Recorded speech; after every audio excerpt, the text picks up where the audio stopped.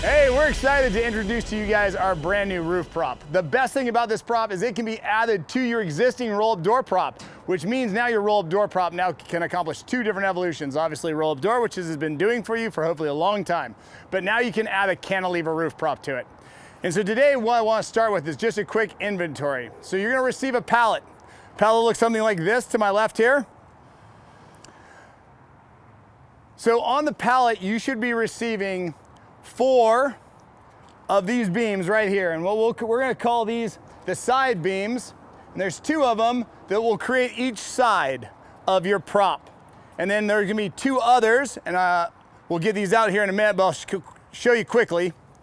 If you look right here, this is your mount. So that's going to be your top, which will mount into your roll-up door prop. And then the reverse of that, you'll see the large cutouts. That'll be the bottom side of the prop, or at the bottom when we're done. And this will all come together as we assemble this in front of you. So I just want to go through. You should have 2 of these, okay? You should have 2 of these, and then you're gonna have 4 of the sides, okay? On top of that, you'll have 4 L brackets. This is our L bracket. They're nice and in yellow, and that's the reason they're called an L, okay? So 4 L brackets, 4 corner brackets.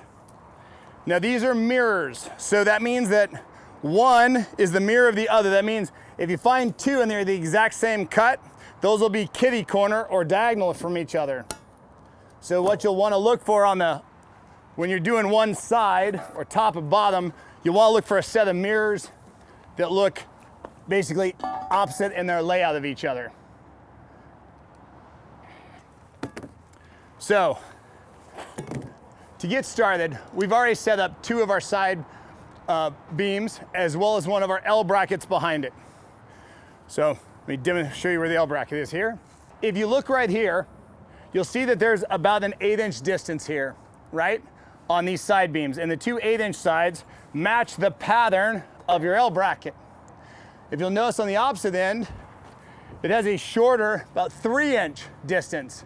This is going to tell you that this is the end that goes to your corner mounts. All right, so the first thing we're going to do is we're going to add that L bracket. Now, this does take a bit of hardware, which is all included. So you're going to receive about 64 of these carriage bolts, 1/2" diameter, 3.5 inches long, as well as, again, 64 washers and 64 1/2" nuts. So to put in this bracket, you can see that there's 4 on each side, and those 4 need to be mounted, so we're gonna need 8 bolts for this end. Hey, so one thing we just remembered was we actually put 2 small holes into this bracket. If you find the end of these tubes, they have 1/2 of a cut each, so that matches that pattern. That'll also tell you you've got the right ends for placing the L bracket in place.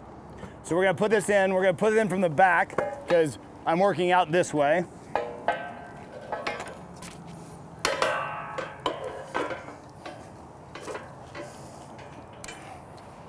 All right, so here's 4, 1, 2, 3, 4.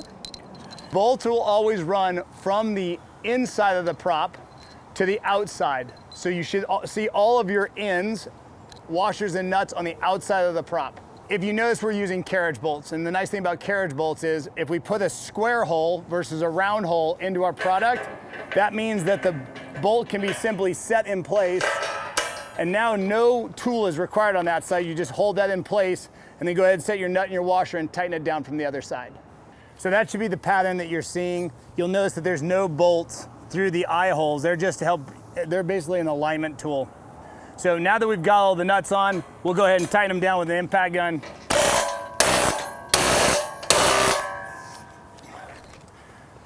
Okay, so that's side beam number 1. So we're gonna go ahead and put together side beam number 2.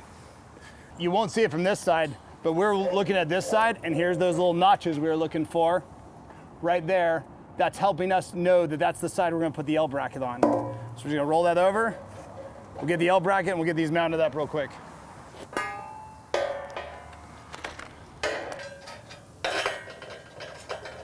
one thing to note is you're putting this together, you don't want to tighten down any of the bolts on the ends of these until all 8 bolts are in, and then tension everything together. That'll ensure that nothing gets misaligned and everything comes together the way it's designed. So now we're gonna go ahead and start kind of setting this out in the actual pattern. So Brandon's gonna grab an end, I'm gonna grab an end, we're gonna just take this and we're gonna walk right over here. So, and you can see we already set up some 4x4s, just some stingers. So it allows us to set it up on something and not scratch it. So we'll put one there, and we're gonna go ahead and move the other one and do the same thing. Okay, at this point, what you wanna do is go ahead and put on your corner brackets, because your corner brackets will now hold your corners in place, and then we can start laying in the top and the bottom on the prop. If you notice, we have a RUD, a roll-up door prop here, or the mechanism for it. What we're gonna do is make sure that we set up the head piece towards that, and then the foot on this end. I know it makes sense, but you'd be surprised how many times we've turned this thing around in circles trying to get it lined up right. Taking the time to kind of lay out the roof prop now in its full size. So you'll catch really quick that up in front here is our side beam, and then behind me is the other side beam. And these will make the 2 sides of our prop, and we've moved them out to just a little bit over 12 feet. And then we started to put together the bottom plate. Now, there's a couple things you'll notice about the bottom plate. One, when you look at it from this perspective, all your notches should be from the top down. That means you should see this gap right here. You should not see a flat piece of tubing.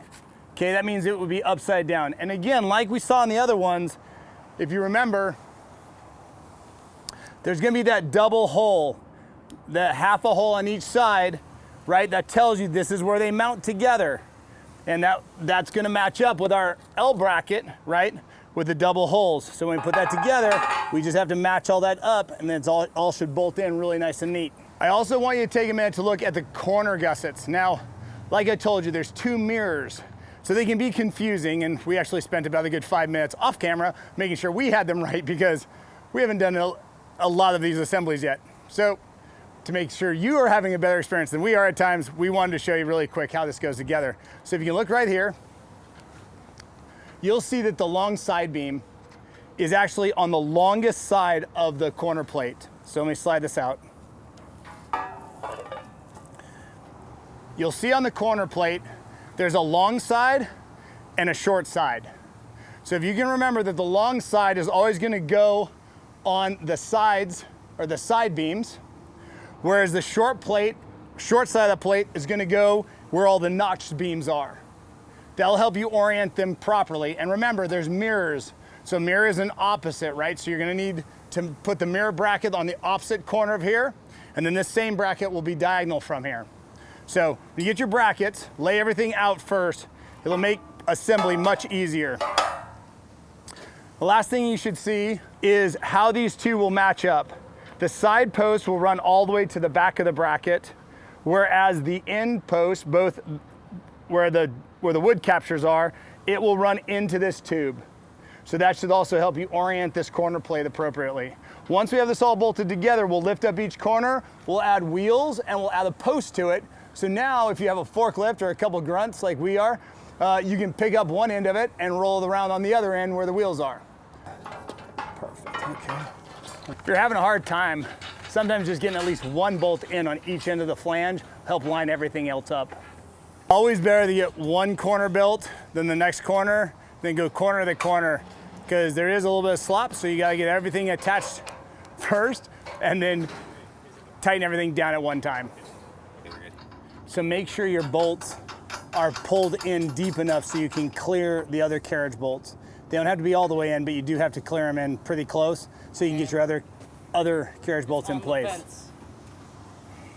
You got more bolts? Hey, if you have an alignment tool, and you can purchase some of this at like Harbor Freight, but any piece of rebar that's been chamfered down a little bit at the edge is a great bolt alignment tool to help kind of pull everything together. Because as you'll notice, this is a tight fit. Everything's designed on it, to fit well together.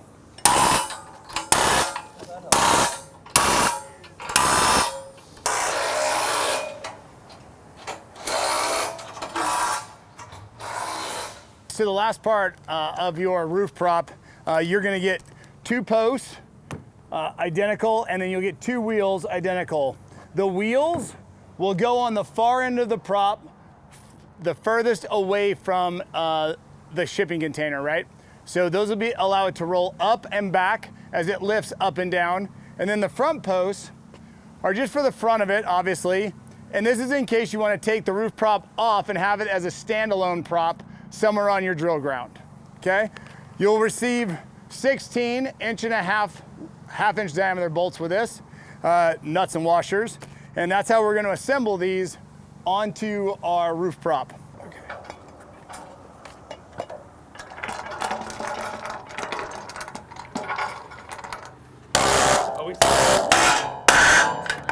That's good. Yeah. Yeah, we're gonna have to. It's all right. We'll get it all done. Pattern. Okay. All right, so once our wheels and our front posts are all mounted, we don't want to add wood to this yet, because if you're about to put this onto your roll-up door prop or onto your mounting system, this thing gets heavy pretty quick. So you want to get 4 or 5 guys, everybody grab it. We're gonna walk in. What we'll be doing is we'll be taking these mounts right here. Let me show you. Roll the whole thing forward, and then we're aiming this mounting process right here for this section of what we call the truck assembly. So we'll take our clevis pin and insert it through the hole, and then capture the roof prop, and then complete it all the way through, and then use our cotter pin to clip it shut. Once it's on this, now you'll be able to make it move up and down in the cantilever fashion, creating a 4-on-12 pitch, a 6-on-12 pitch, and an 8-on-12 pitch roof. 1, 2, 3. Brandon, you're supposed to not pick it up by yourself. All right. Hold on, let's get one side in first. Hey, okay, it's not straight. I know it's not straight. So, hold on. I can't see the car. Just, yeah, hold on. We gotta go back our side. Okay, let's pull your side back. Right there, Wes, you can knock it in now. No. It's gotta come back. Now that we've got it bolted in, a couple things. You'll notice that every once in a while, you'll see the spools and you'll see the wire kind of gets caught up or bunched up in one spool versus the other. This can sometimes cause an unevenness in the prop. This is easy to fix. We can release that side, or honestly just make it go up and down a few times, and it's gonna reset the wire to how you want it. I'll demonstrate what we have to do here to make the prop go up. We simply come here to our crank. You'll notice you hear a ratcheting sound. That's the ratchet working and holding. So if I let go when I went up like that, nothing should happen. So I'm gonna continue to ratchet up. And you'll notice a second ago there, you heard kind of a shimmy, a shake on it. Things are starting to level out. They're starting to find their place.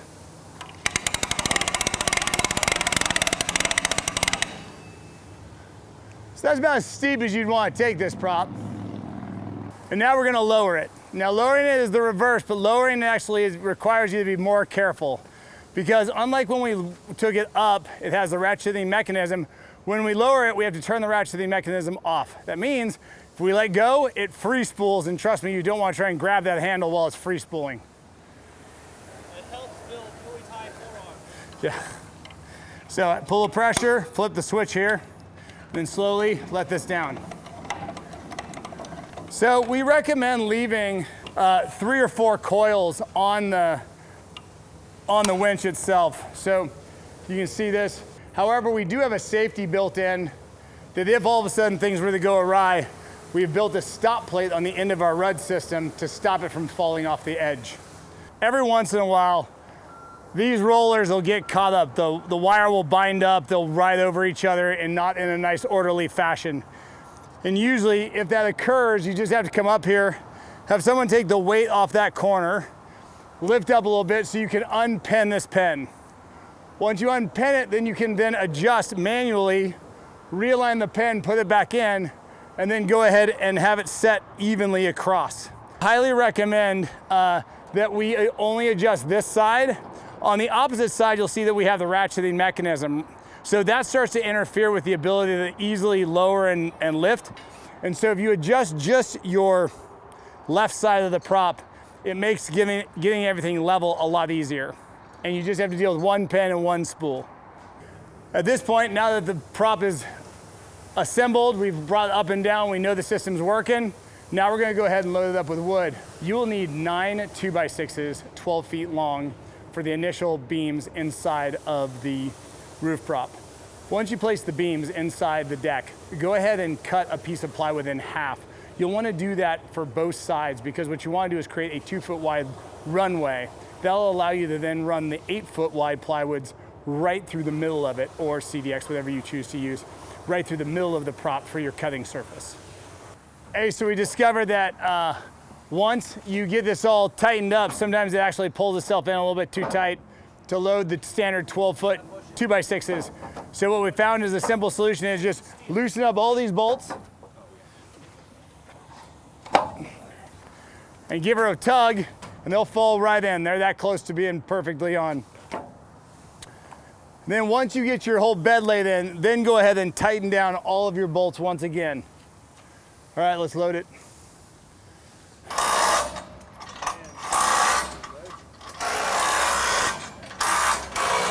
All right, well, we got it together. We've got our 2x6s in, 12 feet long each. You'll notice that we go ahead and we double stack them towards the end. This is what's gonna create our walkway. And then through the rest of the middle of it, you'll see singles. This is the simple way to load it. Once this is done, we're gonna start sheathing it. So what we'll use is some, like I talked about earlier, we're gonna take some plywood or CDX, we're gonna cut it down the middle so we end up with a 2-foot wide platform. We're gonna start assembling that now, creating both sides of your walking area, plus then through the middle, it will be your cutting area. Should go all the way up against that beam. Yep. Okay. All right, that's good. Here, we'll bump this one up too and see if we just use them all to bump.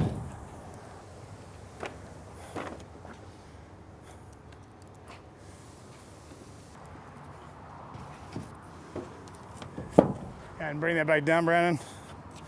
Yep. Right there. Yeah, that's freaking.